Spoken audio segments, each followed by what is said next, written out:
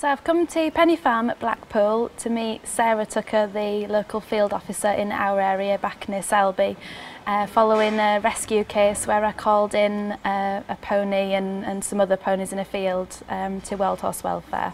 I was on my normal routine trip through to nursery about 8 o'clock that morning.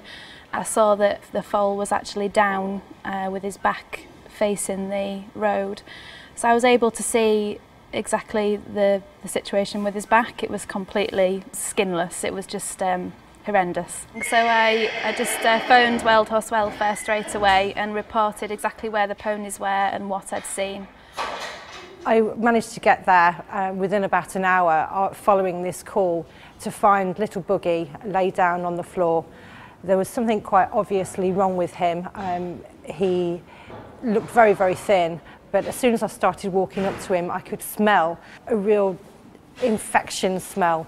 It was quite putrid.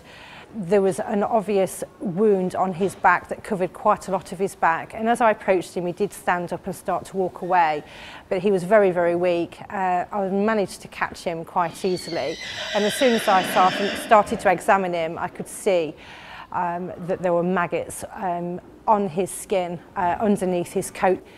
We were able to remove him from the location along with the other 3 ponies in the field. So he was so poorly that the vet said to me, another couple of days, we think that he probably wouldn't have survived.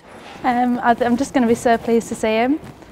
After, last time I saw him, he just looked so poorly, and, so I'm just really excited to see him. Did that? You saved him. Oh, Boogie. Hello. Gorgeous boy. Hello, gorgeous boy. Oh God, he looks amazing. Look at you. A gorgeous boy. He looks amazing. Well done. Good boy. Obviously, Boogie is a long, long way from being fighting fit and ready to be rehomed. He's very, very thin still, but that just shows how very poor he was.